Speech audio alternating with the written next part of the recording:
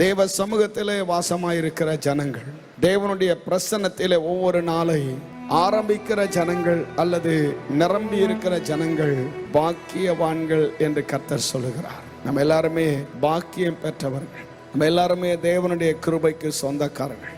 தேவனுடைய வீட்டில் நான் இருக்கிறேன். என் வீடு தேவ வீடு, என்னுடைய இருதயம் தேவனுடைய ஆலயம், என்னுடைய வீடு தேவன் தங்கி இருக்கிற ஸ்தலம், நான் ஆராதிக்கிற ஆலயம் தேவனுடைய வீடு, இதெல்லாமே உண்மை. ஆனால் தேவனுடைய வீட்டில் வாசமாயிருக்கிறவர்கள் ஒரு வேலையை தவறாமல் செய்ய வேண்டும்.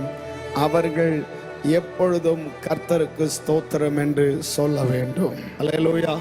இங்கே ஆண்டவருடைய வீட்டில் தங்கி இருக்கிறவர்களுக்கு ஒரு வேலை இருக்கிறது. அந்த வேலை தான் துதிக்கிற வேலை. தேவனுடைய வீட்டிலே இருக்கிறோம் என்று சொல்கிறவர்களுக்கு ஒரு வேலை இருக்கிறது. அதுதான் ஜெபிக்கிற வேலை. தேவனுடைய வீட்டிலே வாசமாய் இருக்கிறவர்களுக்கு ஒரு வேலை இருக்கிறது.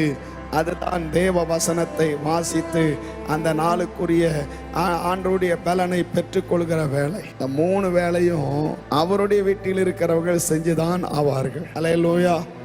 செய்ய முடியாதெல்லாம் சொல்ல மாட்டார்கள். யாரெல்லாம் என் வீடு தேவனுடைய வீடு என்று உரிமை பாராட்டுகிறார்களோ, யாரெல்லாம் என்னுடைய வீடு இயேசுவுக்கு சொந்தம் என்று சொல்லி விசுவாச அறிக்கை இடுகிறார்களோ, அப்படிப்பட்டவர்கள் இந்த காரியத்தை தவறாமல் செய்ய வேண்டும்.